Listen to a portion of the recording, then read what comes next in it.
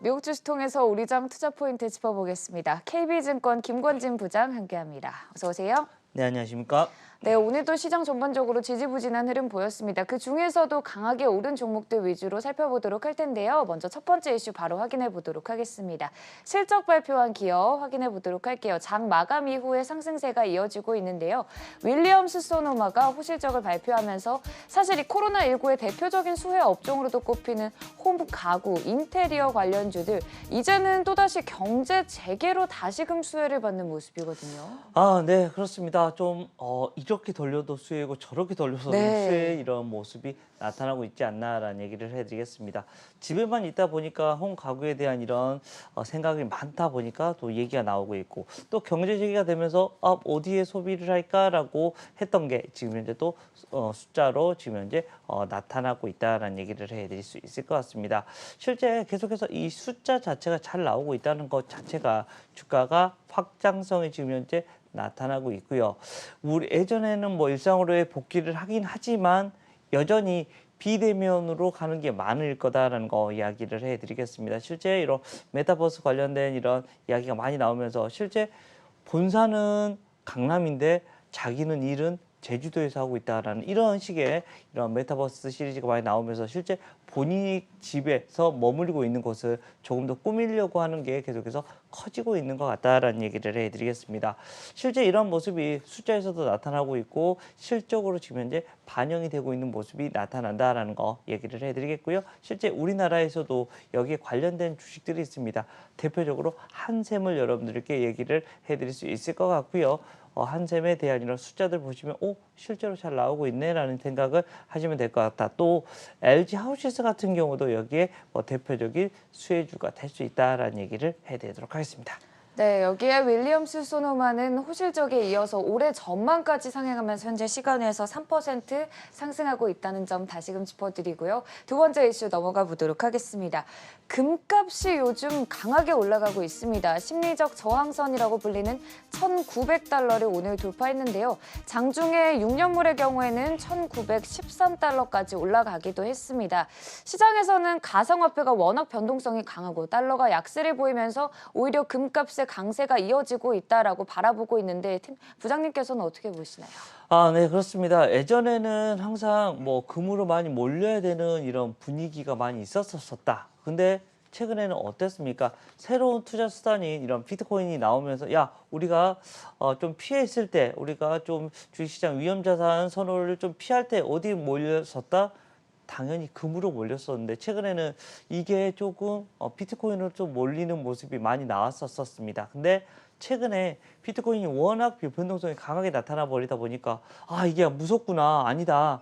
우리가 원래 기존에 투자하던 방식으로 좀 다시 넘어가야 되지 않느냐라는 이런 분위기가 계속해서 관측이 되고 있습니다. 즉 비트코인이나 위험자산에서 좀 잠시 나와서 우리 잠시만 파킹을 금융 쪽으로 가보자, 안전자산 쪽으로 좀 넘어가 보자라는 이런 분위기가 계속해서 관측이 되고 있는 것입니다. 이러한 이슈들 때문에 다시금 금에 대한 이런 이슈가 다시 재조명을 받고 있다는 얘기를 해드릴 수 있을 것 같고요. 이게 지금 현재 비트코인의 지금 현재 급등락과 맞물려서 금 가격이 계속해서 상승이 되고 있는 모습이 나타나고 있다는 얘기를 해드리겠습니다. 이런 이슈가 나타나면서 당연히 금 관련된 이런 대표적인 종목들, 영풍이나 이런 고려아연 같은 경우도 계속해서 여기 관심을 갖게 되는 이런 모습이 나오고요. 이런 현상은 당분간은 좀 지속이 될 수 있을 것 같습니다. 금 가격이라는 게 계속해서 올라가지는 않겠지만 지금 현재는 이제 시작한 지 얼마 되지 않은 것 같다라는 겁니다. 즉 지금 현재는 금에 대한 이런 투자가 지금은 좀 유효한 모습이 나타날 수 있다라는 겁니다. 물론 이걸 장기적으로 계속해도 돼 이건 아닙니다. 하지만 단기적으로는 금에 대한 이런 투자가 가능한 이런 시점인 것 같다라는 얘기 드리겠습니다. 네, 단기적으로 당분간은 금의 강세 랠리가 계속해서 이어질 것이라는 말씀 해주셨고요. 세 번째 이슈로 넘어가 보도록 하겠습니다. 포드가 오늘 8%나 급등을 했는데요. 이 투자자의 날에서 전기차 부문에 대대적인 투자를 감행하겠다라고 발표를 하면서 시장 투자자들의 기대를 모았습니다. 사실 테슬라에 비해서는 뒤늦게 출발을 했지만 포드나 GM 같은 기성 전기차, 자동차 회사들도 전기차로의 사업을 진입하면서 기대감을 크게 모으고 있는 상황이거든요. 아, 네, 그렇습니다. 우리 앵커님이 뭐 하루 이틀 전에 바로 포드 이 투자자의 날에 대한 얘기를 해주셨던 것 네. 같습니다. 실제 주가에 대한 흐름도 아주 좋아지고 있다라는 거 이야기해드리겠고, 뭐 기존 자동차 업체들이 야 언제 이런 테슬라를 따라갈까라는 이런 고민을 많이 했던 게 사실인데 이제는 압도적인 뭐 자본력을 가지고 계속해서 투자에 나서고 있는 것이다라는 겁니다. 여전히 뭐 기술력의 차이나 이런 경험에 대한 겁니다. 빅데이터가 많이 테슬라에 대해서 부족하긴 합니다. 하지만 자본력에 계속해서 눌러지면 아마도 기술 격차가 조금씩 줄어들고는 있을 것 같다라는 겁니다. 실제 이런 모습에서 포드에 대한 얘기 아마도 전기차로의 대부분 모든 게 넘어가고 있다는 걸 누구나 다 알 수 있는 것이다라는 얘기를 해드리겠고요. 전기차 시대가 계속해서 오고 있는 겁니다. 여러분들 이제 내연기관 안녕 이게 얼마 남지 않은 것 같습니다. 이렇게 될 것 같아요. 이 내연기관이 이제 마지막 이 차가 드디어 폐차가 됩니다. 이제 박물관으로 넘어갑니다. 여러분들 차가 마지막 전기차 아니라 내연기관 차가 될 수도 있을 것 같습니다. 불과 한 10년 후면 아마 이런 박물관에 가야 되지 않을까라는 이런 생각을 할 수 있을 것 같고요. 이제 우리에게 다가오는 것은 이제 얼마 안 남은 것 같습니다. 2, 3년 후면 실제 여러분들 눈앞에는 다 파란색 번호판을 달고 다니는 차가 돌아다닐 거고 2대 중에 1대 막 이런 식으로 진행이 되지 않을까라는 얘기. 그리고 신차를 뽑으면 당연히 전기차나 자율주행 관련된 이런 차들을 여러분들이 뽑는 시대가 얼마 남지 않았다라는 겁니다. 실제적으로 이런 모습이 우리의 일상으로의 이제 복귀가 되면서 더욱더 가속화될 확률이 높아질 거고요. 실제 전기차 관련된 주식들은 배터리가 뭐가 생명이다라는 엔진이 배터리이기 때문에 거기에 관련된 이슈들이 계속해서 등장하고 거기 아랫단에 있는 회사들도 더욱더 좋아질 수밖에 없는 모습이 나온다라는 겁니다. 실제 LG화학, 삼성 SDI, SK이노베이션이 있는데 어제 LG화학이 조금 크레딧 스위스 쪽에서 조금 안 좋은 레포트가 하나 나왔습니다.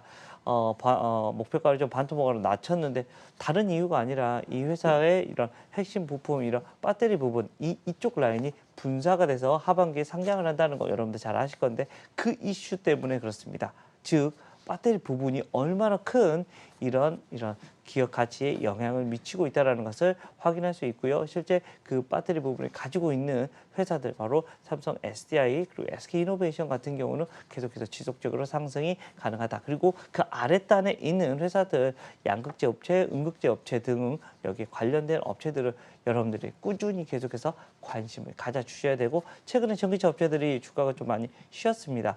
다시 한번 움직여 줄 때가 조금씩 오고 있어 분위기가 감지가 되고 있는 네. 상황이다라는 얘기 드리겠습니다. 네, 실제로 포드는 2030년까지 40% 정도를 전기차로 변경하겠다는 계획을 내비쳤고요. 2035년까지 GM은 모든 차량을 전기차로 바꾸겠다는 입장을 취했습니다. 우리 시장에서는 포드와 함께 SK이노베이션 그리고 GM과 함께 LG 에너지 솔루션을 함께 체크해 주시면 좋을 것 같고요. 바로 이어서 오늘장 관심주 확인해 보도록 하겠습니다. 오늘장 관심주 호텔신라요. 사실 팬데믹에 오히려 수혜를 받으면서 계속 우상향의 추세를 그려오고 있는데 해외를 못 가다 보니까 호캉스도 많이 가고 국내에서 이용도 뛰어난데 이제는 뭐 경제 재개로 수혜도 받을 것 같아요. 네, 그렇습니다. 이곳저곳에서 지금 현재 백신 맞으면 해외여행 갈 수 네. 있어라는 이런 분위기가 감지가 되고 있고요. 저희 부모님도 맞고 괜찮으시답니다. 오, 그래요? 예, 아무렇지도 않으시답니다. 네. 뭐 저희 어머니가 계속 뭐 일을 시키시고 있다고 하는데 괜찮답니다.라고 얘기를 해드릴 수 있고요. 걱정을 좀 많이 했긴 했는데 근데 괜찮으시다고 얘기가 하고 있고요. 이런 이슈가 나오면 뭐예요? 바로 여기에 대한 이런 이슈들. 코로나19가 끝나면 가장 먼저 하고 싶은 거 여행. 그 다음으로는 영화. 실제 이쪽 업종들이 주가가 날아갔습니다. 그리고 다음에 여행하고 파생이 되는 게 뭐예요? 바로 이 면세점을 여러분들께 얘기를 해드릴 수 있을 것 같고 면세점의 대표 주자 하면 바로 이 호텔신라가 떠오르셔야 된다라는 얘기를 해드리겠습니다. 이제는 글로벌 여행도 하반기 때부터는 가능해지지 않을까라는 생각을 할 수 있고 하반기가 되면 실제 이제 얼마 남지 않은 거다라는 겁니다. 지금 현재 5월 말이 되어 있으니까 다음 달이면 6월 그렇게 되면 하반기로 이제 후루룩 진행이 된다라는 얘기를 해드리겠고 실적에 대한 것도 지금 현재 높은 가지성이 계속해서 나타나고 있다는 겁니다. 주가에 대한 흐름도 아마도 흐름은 더 우상향되는 분위기 나타날 거다라는 겁니다. 숫자가 계속해서 뭐 작년이 워낙 안 좋았기 때문에 기저 효과가 계속해서 서프라이즈. 자, 2분기도 서프라이즈, 3분기도 서프라이즈, 4분기 서프라이즈, 2021년 서프라이즈 이런 식의 분위기가 나올 확률이 높아 보이는 게 이쪽의 대표적인 라인들이다라는 얘기 드리도록 하겠습니다. 네, 사실 최근에 호텔신라 또 강세 보이기도 했었는데요. 여행 재개에 따라서 하반기부터 계속해서 우상향 추세에 대한 전망 말씀해 주셨습니다. 지금까지 KB증권 김건진 부장이었습니다. 고맙습니다. 네, 감사합니다.